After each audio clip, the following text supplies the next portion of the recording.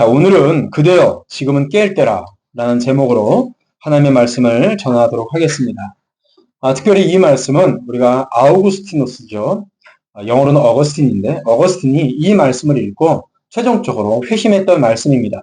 그래서 오늘 어거스틴의 회심의 모습과 함께 이 말씀을 함께 전할 때에 우리 하나님께서 여러분들 심령에 어거스틴과 같은 그런 귀한 은혜의 경험을 하는 시간이 되기를 주님의 이름으로 축원드립니다.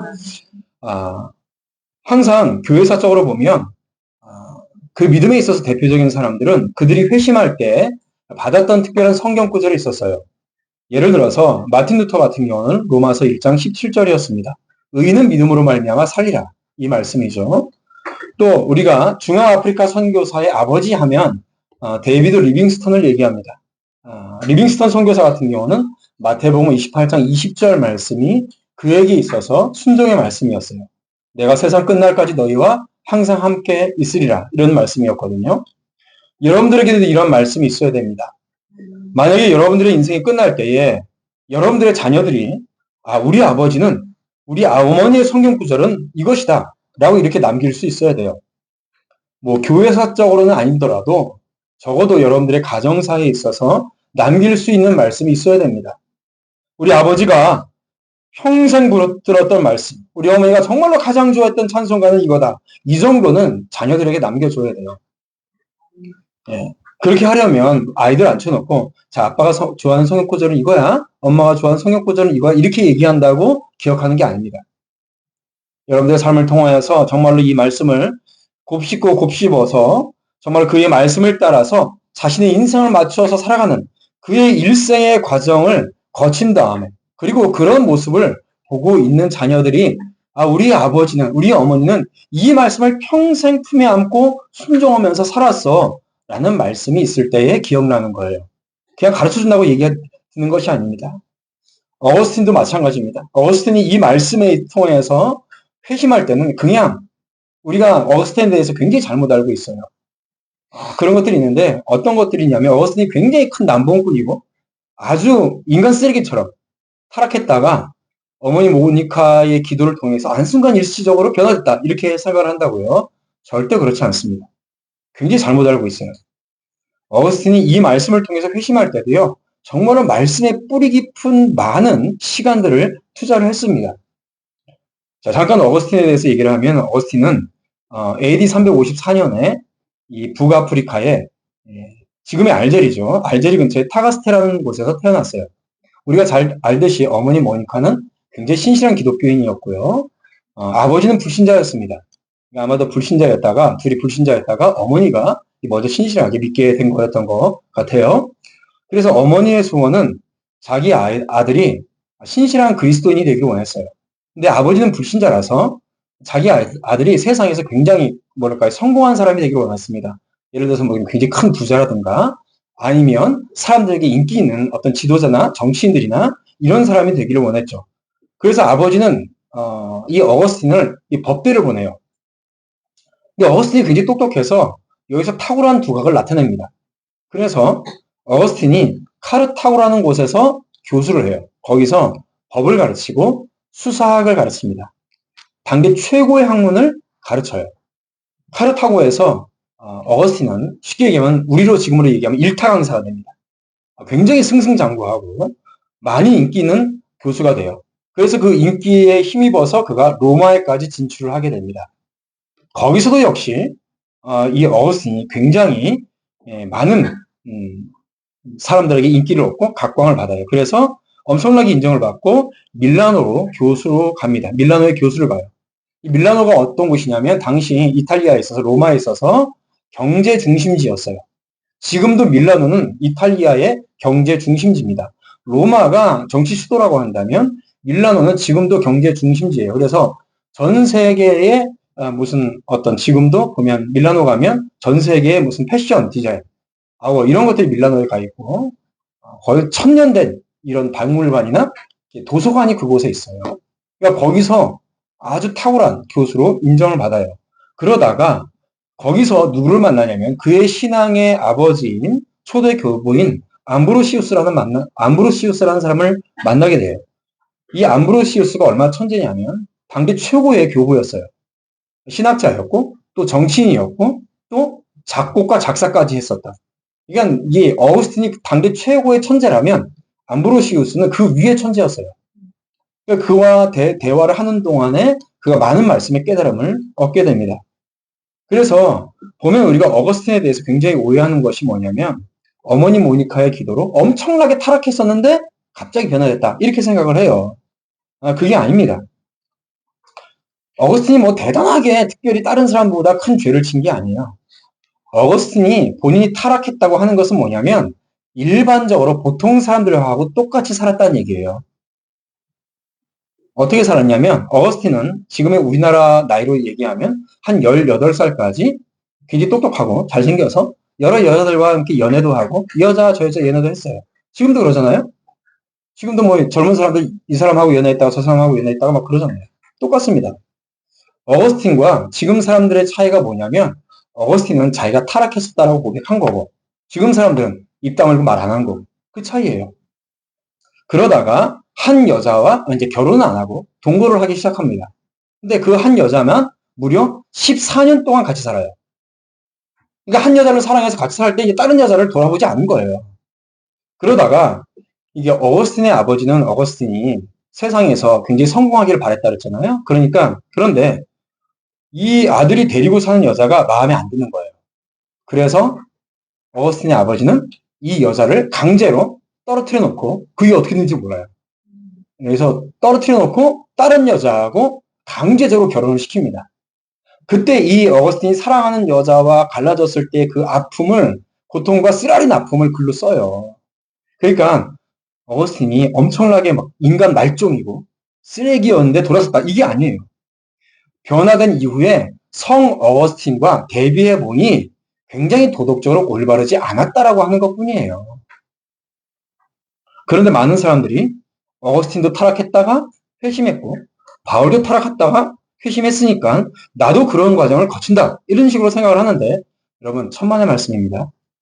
정말로 악하고 막 살인자고 막 여성들을 막 강제추행하고 추행하고 여러분 이런 사람들 제가 예수 믿고 제대로 회심한 거 못 봤어요. 그리고 교회사적으로도 그런 사람 없습니다. 혹시 뭐 2000년 역사 중에 몇 명 있을 수는 있어요. 근데 완전히 인간 말종, 인간 쓰레기가 돌아서 주님께로 돌아와서 이게 쓰임받았다. 여러분 거의 없어요. 거의 없다고요. 특별히 여기 어린 학생들이 많은데 착각하지 마세요. 언젠간 이러다가 좋아지겠지. 택도 없는 소리입니다. 될성 싶은 나무는 언제부터 알아요? 떡잎부터 알아요. 회심하고 믿음 안에 있는 사람들도요. 어릴 때, 젊었을 때부터 이미 결정이 나요. 크고 나이 들면 철들겠지. 여러분 인간은 죽을 때까지 철 안 들어요. 착각하지 말라고요. 또 하나 착각하는 게 있습니다. 아무것도 안 했는데 어머니 모니카의 기도로 갑자기 회심했다. 아니에요. 바울이나 어거스티나 정말로 회심해서 주님 앞에 붙들려서 사는 사람들은요. 불신자였을 때도 열정적이었던 사람이에요.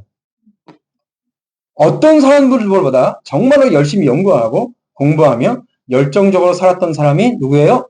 어거스틴이에요. 그런 사람들이 회심하는 거고 여러분 대충 살다가 회심하는 거 아닙니다. 어거스틴이 만이교에 빠졌던 이유도 그와 같은 거예요.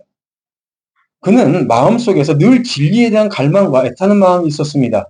그래서 그는 그렇게 애타는 마음으로 젊었을 때부터 진리를 추구하면서 살았어요. 연구에 매진하면서 살았다고요. 대충 놀면서 산 게 아니에요. 자신의 마음에 채워지지 않는 것을 채우기 위해서 진리를 추구하면서 그는 철학에 심도 있게 빠집니다. 여러분 지금 뭐 하고 있어요? 여러분 진리를 알기 위해서 얼마나 많은 시간을 투자합니까? 근데 어거스틴은 진리를 추구하면서 철학을 탐구하기 시작해요. 철학을 추구하면서 깊이 연구하다가 나중에는 만이교회까지 빠집니다. 그럼 만이교가 어거스틴의 마음을 움직였던 이유가 있어요. 만이교가 뭐라고 얘기하냐면 약간 이슬람하고 비슷한데 사람들의 마음속에는 딱 동등하게 딱 반 갈라서 선한 쪽이 있고 악한 쪽이 있어요. 그러다가 선한 쪽이 이기면 선하게 행동하고 악한 쪽이 이기면 악한 쪽이 행동한다. 이렇게 얘기를 하는 거예요. 그러니까 어거스틴의 입장에서는 충분히 자신의 마음의 상태를 설명할 수 있겠다라고 생각한 거죠. 그것이 만이교였어요. 그래서 어거스틴은 한동안 만이교에 깊이 들어가 있습니다. 여러분 잘 들으세요. 제가 목회를 하면서 이단에 빠진 사람들을 많이 봅니다. 그거 알고 계십니까? 이단에 빠진 사람들의 가장 큰 공통점이 뭔지 아세요? 진리에 대한 갈망이 있어요. 말씀에 대한 궁금증이 있다고요. 이단이 되기 위한 기본적인 조건은 뭐냐? 말씀에 대한 궁금증이 있어요. 갈망이 있어요. 하나님에 대한 열정이 있다고요. 그래서 이단들은 전부 다 뭐라 그래요? 성경에 관심 있니? 성경 공부 좀 할까? 이렇게 접근한다고요. 그런데 말씀에 관심도 없고 맨날 동태는하고 졸고 있어요. 그러면 여러분 이단도 접근 안 해요. 여러분들한테. 야 길동아 말씀에 관심 있니? 어메 나는 주일날 설교만 해도 지겹다. 여러분 건드리지도 않아요. 말씀에 관심이 없는 사람은요. 이단 사이비도 안 건드려요.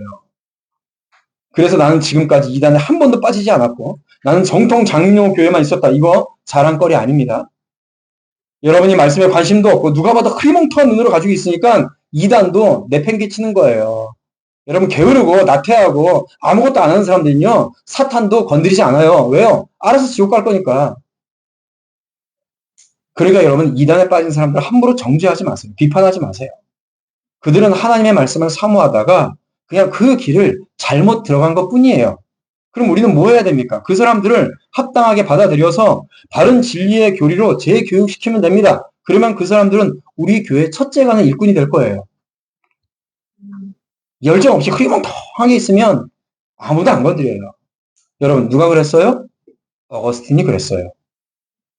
이 사람이 만이교에 빠진 이유도 그 속에서 해갈되지 않는 그 진리에 대한 탐구 때문에 철학도 공부했다가 만이교에도 빠졌다가 그 다음에 빠진 게 이 사람은 플라톤입니다.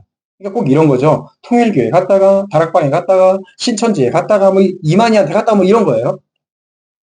근데 여기서 문제는 뭔지 아십니까? 정통 교회에 있는 사람들이 전도를 안 하는 거예요. 교회에서 교리의 말씀을 제대로 안 가르치는 거죠. 열정적으로 임하지 않는 거예요. 이단에 간 사람이나 여기 앉아가지고 멍텅하게 하는 거는 똑같은 거예요. 뭐가 다릅니까? 자, 보십시다. 오늘 말씀 하나님의 말씀이 이렇게 말씀하세요. 지금이 바로 깰 때야. 이렇게 말씀하십니다. 우리 11절 말씀을 같이 다시 읽어보도록 하죠. 11절 시작. 또한 너희가 이 시계를 알거니와 자다가 깰 때가 벌써 되었으니 이제 우리의 구원이 처음 믿을 때보다 가까웠음이라. 아멘. 지금 당장 깨어나라고 말씀하십니다. 자, 깨어나라는 말씀은 뭐냐면 잠에 빠져서 죽어있다는 얘기예요. 근데 이 말씀에 보면 깨어나라는 이유가 두 가지가 있어요. 하나는 뭐냐면 이 시기를, 이 세대를 알고 있기 때문에 그렇다라고 말씀하고 계시고 또 하나는 너희가 구원이 처음 때보다 가까웠다. 이렇게 말씀하고 계십니다. 첫 번째로 이 세대를 알기 때문에 빨리 깨어나라 라고 말씀하세요. 여러분 지금 우리가 사는 이 시대는 어떤 시대인가요? 갈라디아서 1장 4절에 이렇게 말씀하십니다. 그리스도께서 하나님 곧 우리 아버지의 뜻을 따라서 이 악한 세대에서 우리를 건지시고 이렇게 말씀하세요. 이 세대가 어떤 세대예요? 악한 세대예요. 우리도 늘 입버릇처럼 말하죠. 이 세대가 악하다. 여러분 그러면 어쩌라는 걸까요? 어떻게 해야 돼요? 이 세대가 악하기 때문에 우리는 거기서 나와야 돼요. 빠져나와야 됩니다. 그 마음이 여러분 속에 있어야 돼요.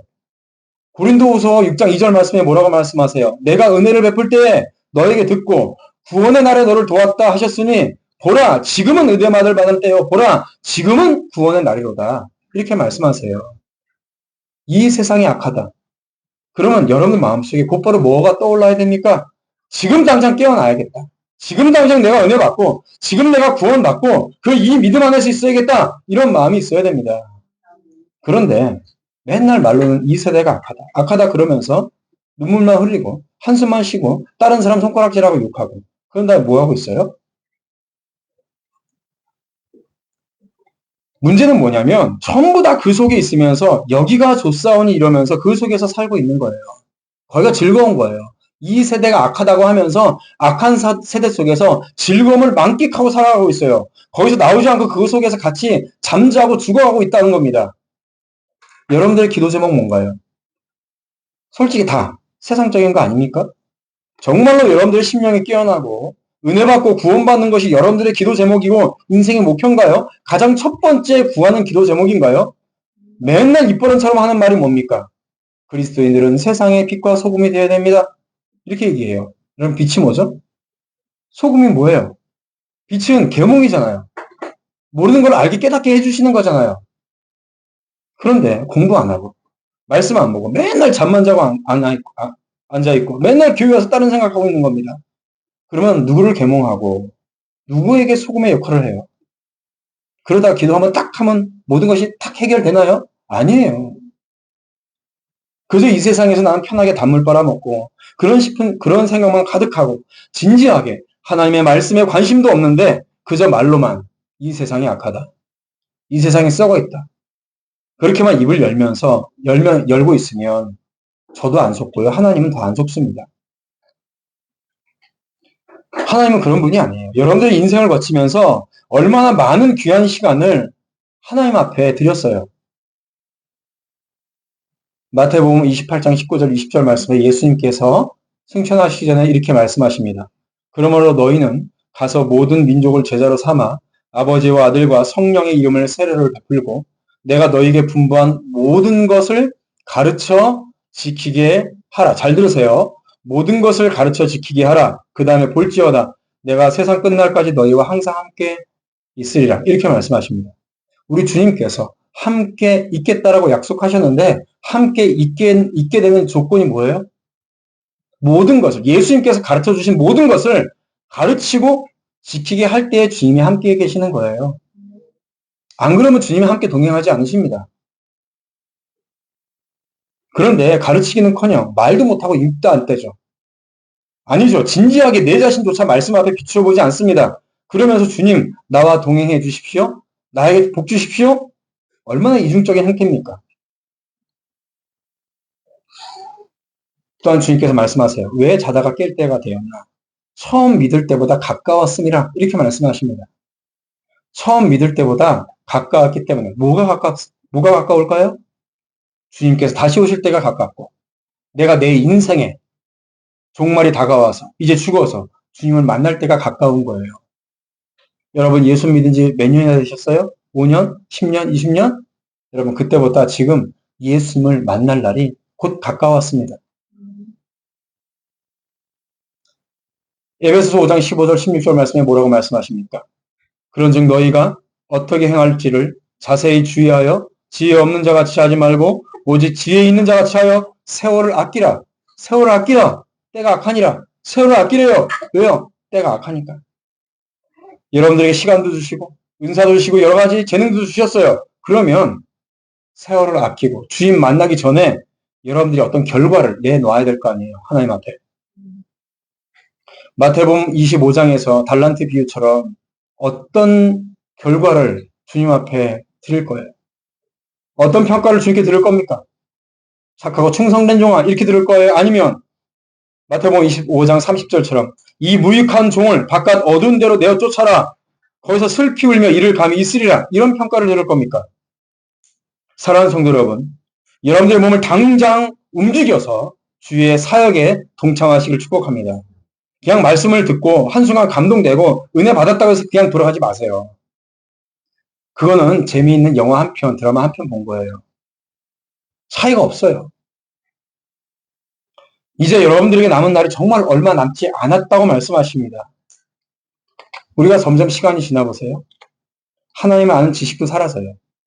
뇌의 근육이 굳어가요. 총명함도 사라져요. 저희 와이프가 깜빡깜빡 한다고 뭡니까? 무슨 뇌 영양제를 사서 먹어요. 시간이 지나면 그래요. 여러분 우리가 말씀을 열심히 끝까지 읽어내는 지구력도 체력도 떨어집니다. 젊었을 때 있었던 정의감도 사라져요. 심지어 나중에는 부끄러움조차 사라져요. 시간이 가면 갈수록 주께로 돌아갈 수 있는 길이 멀어진다고요. 나이 들면 부끄러움도 사라집니다. 부끄러움이 사라지니까 지하철 의자에 우사인 볼트보다 더 빨리 가서 앉죠. 여러분 부끄러움이 사라진다는 말이 무슨 말인지 아세요? 부끄러움이 사라진다는 얘기는 회개할 기회도 사라진다는 거예요. 나이가 들면 여러분 더 회개하기 힘들어요. 그래서 세월을 아끼라는 겁니다. 왜요? 때가 악하기 때문에. 시간이 지나면 우리는 할 수 있는 시간이 없어요. 언제까지 그렇게 잠들면서 나태함과 게으름 속에 빠져 있을 건가요? 성경에 보면 잠자는 그리스도인의 대표적인 사람이 한 사람 나옵니다. 누굴까요? 구약에 요나가 있습니다. 우리 요나서 1장을 펴볼까요? 요나서 1장. 1장을 피면서 들으십시오. 요나가 아수르 수도인 니느웨에 가서 전도하라는 명령을 받았습니다. 그런데 그 말씀에 불순종하고 정반대인 다시스로 가는 배를 타죠. 그리고 그 밑에서 뭐 하고 있어요? 잠들어 있어요, 요나는. 보세요. 요나는 말씀의 지식도 가지고 있죠. 그리고 뭘 해야 하는지도 알고 있습니다. 그런데 뭐 하고 있어요? 잠자고 있어요. 잠자고 있어요. 자, 1장 4절, 5절 읽어볼까요? 여호와께서 같이 읽습니다. 시작. 여호와께서 큰 바람을 바다에 내리심에 바다 가운데 큰 폭풍이 일어나 배가 거의 깨지게 된지라 사공들이 두려워하여 각각 자기의 신을 부르고 또 배를 가볍게 하려고 그 가운데 물건들을 바다에 던지니라. 그러나 요나는 배 밑층에 내려가서 누워 깊이 잠이 든지라. 아멘. 요나는 그리스도인을 상징합니다. 교회를 상징해요. 배는 이 세상을 상징합니다. 이 나라를 상징해요. 선원과 선장은 이 세상을 끌고 가는 이론과 지식인들과 권세자들을 상징을 합니다. 그러니까 요나서는 뭐냐면 교회의 모습을 나타내고 있는 거예요. 그런데 이 세상이 어떻게 돼요? 풍랑을 만나서 이제 엉망이 됐어요. 곧 가라앉아요. 이 나라가 망하게 됐다고요. 그런데 그리스도인들은, 교회는 뭐 하고 있어요?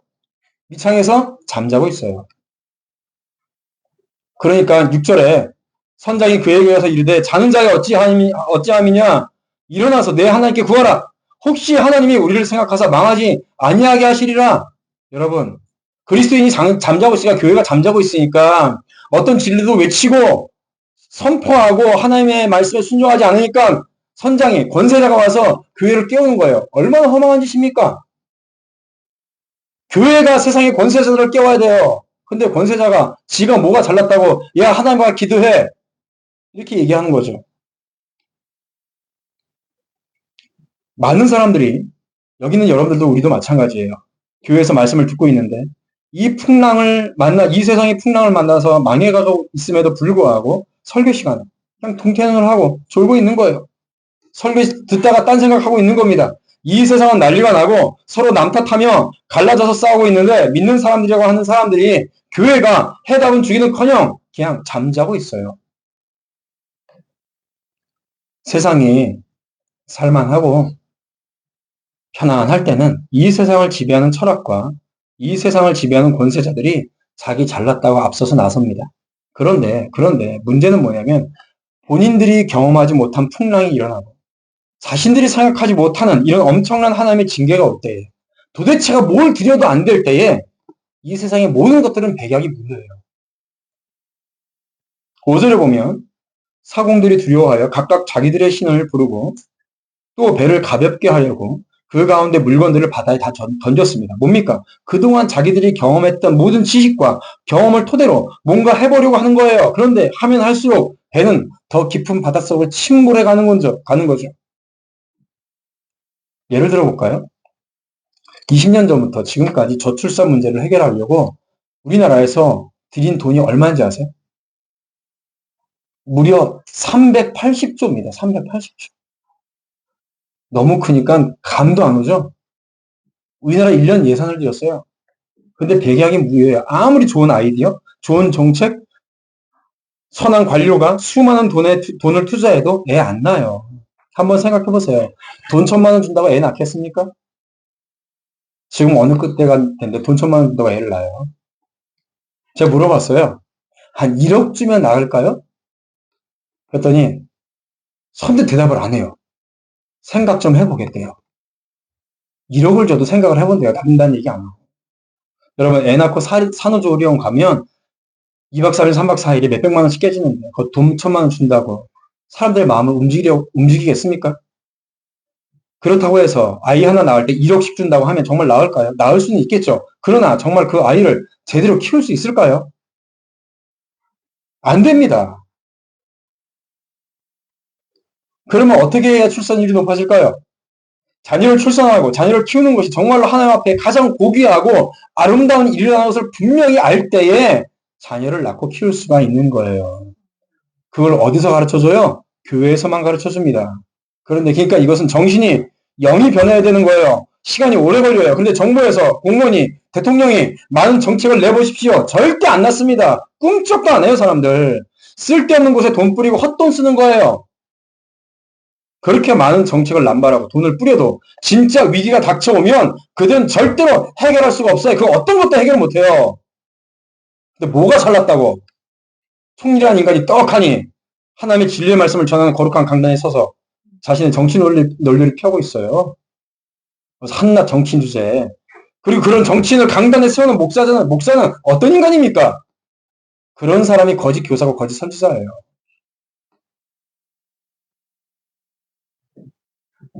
요나서 1장 9절을 읽어보면 그가 대답하되 나는 히브리 사람이요 바다와 육지를 지으신 하늘의 하나님 여호와를 경외하는 자로다 하고 자기가 여호와의 낯을 피함인 줄을 알고 그에게 고함으로 무리가 알고 심히 두려워하여 이르되 너가 어찌하여 이렇게 행하였느냐. 무슨 얘기냐면 기가 막힌 사실 이 풍랑의 원인을 누구만 알아요? 오직 요나만이 알아요. 무슨 얘기냐? 오직 교회만이 알아요. 그리고 문제는 뭐냐? 해결책도 알아요. 12절 말씀을 같이 읽어보죠. 1장 12절 시작. 그가 대답하되 나를 들어 바다에 던지라. 그리하면 바다가 너희를 위하여 잔잔하리라. 너희가 이 큰 폭풍을 만난 것이 나의 연고인 줄을 내가 오너라 하니라. 보세요. 이 나라가 이렇게 어려움을 당하는 이유 아는 것은 교회밖에 없습니다. 그 해결책도 오직 교회만 알아요. 그런데 언제까지 가만히 앉아서 졸고 있을 거예요. 말로는 세상이 썩었네. 어쩌네. 누구 탓이네. 그거 정말로 그 사람 탓일까요? 아니에요. 그리스도인들이 잠자고 있어서 이 세상이 이렇게 되는 겁니다. 언제까지 그렇게 한탄만 하고 있을 거예요. 바로 지금이 은혜 받을 만한 때고 바로 지금이 그들을 구원으로 이끌어갈 때입니다. 바로 지금이에요. 그런데 믿는다고 하는 사람들이 잠자고 있으면 아무것도 안 하고 있으면 말씀을 듣고 감동은 받는데요. 근데 아무것도 안 해요. 여러분 마태복음 25장의 10처녀의 비유를 우리는 잘 알고 있습니다. 슬기로운 5처녀는 기름을 준비하고 그리고 슬기롭지 못한 어리석은 5처녀는 기름을 준비하지 않았어요. 그런데 보면 행태가 똑같아요. 등잔을 준비한 거 똑같아요. 신랑이 늦게 오니까 10명이 다 모두 잠들었어요. 잠들었다가 신랑이 오는 말을 들으니 다 10명이 다 깨어났어요. 자, 그런데 한 부리는 기름이 있고 한 부리는 기름이 없어요. 여기서 중요한 게 뭐냐면 기름이 없는 자의 태도입니다. 이 예화가 정말 공포인 거예요.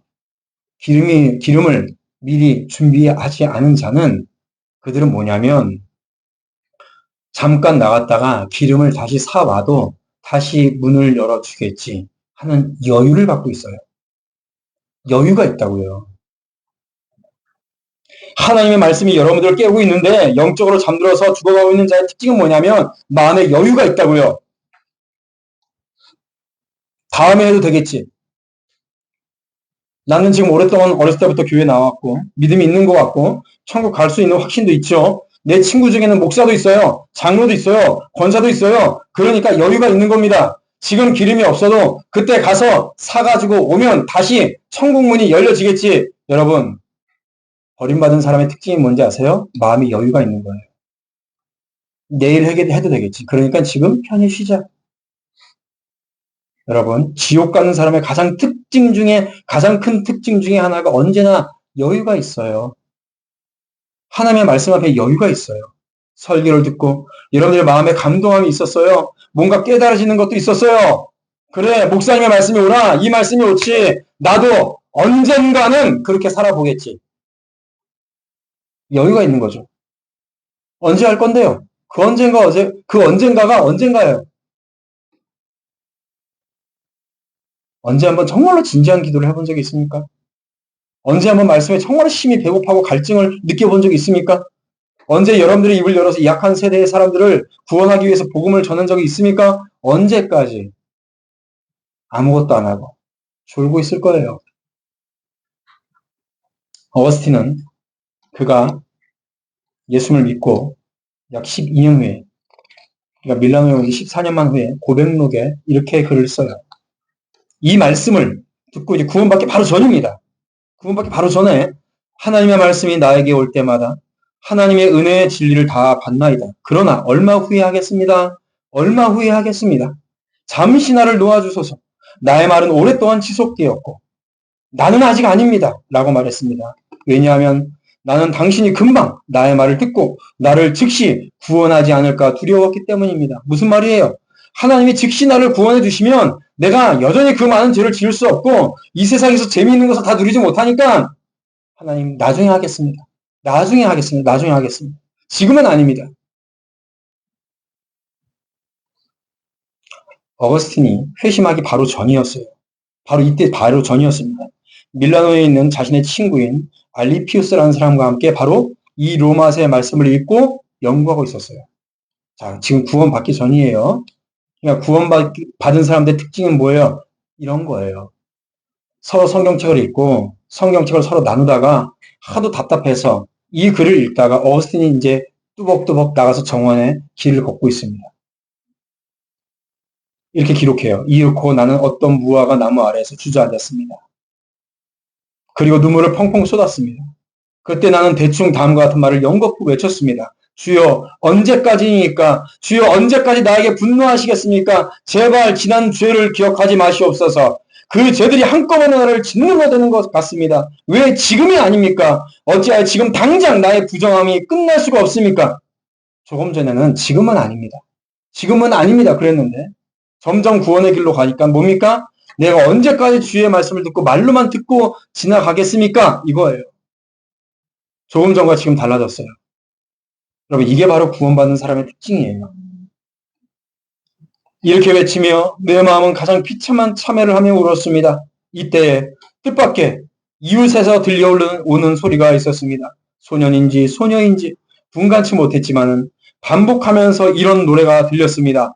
집어서 읽어라. 집어서 읽어라. 나의 얼굴은 즉시 변했습니다.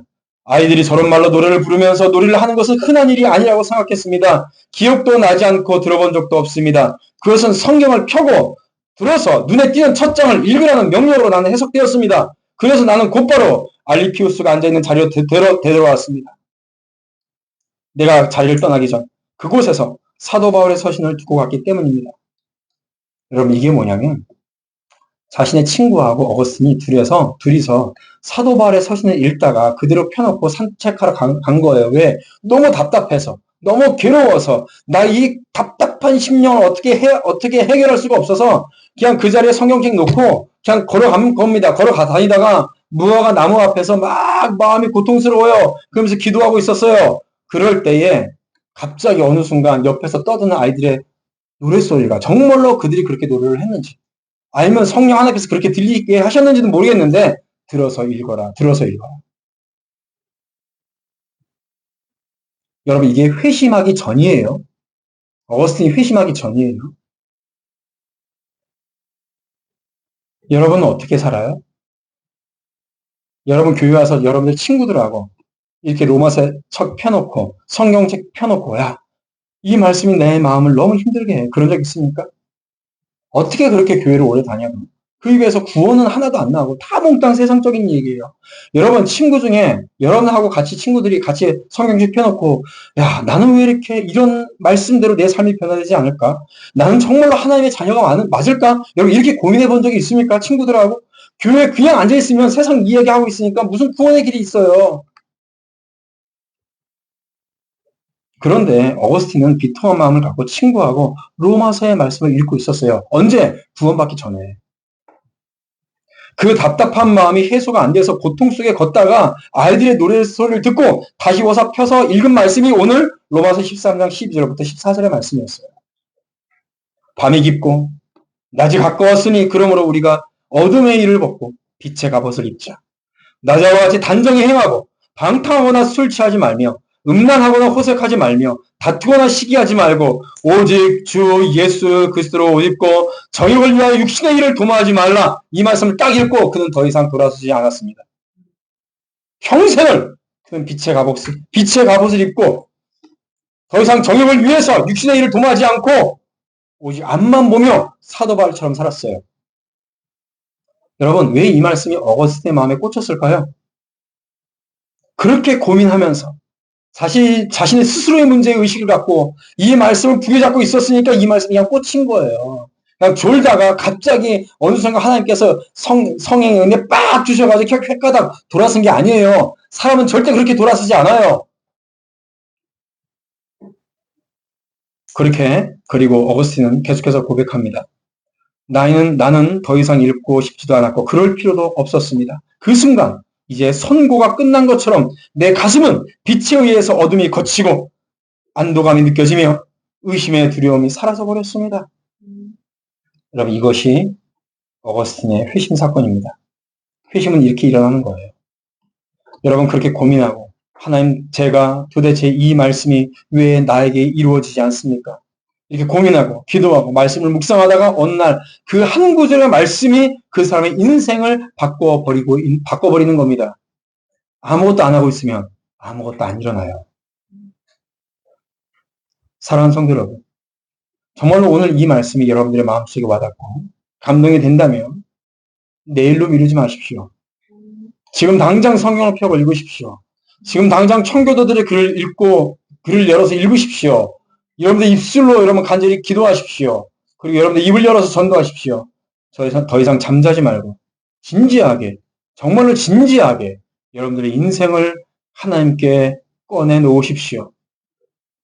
또 미루죠? 미루면 여러분들의 인생은 더 이상 아무런 의미 없는 무가치한 인생이 됩니다. 졸지 말고, 잠자지 말고, 흐리멍텅하게 있지 말고.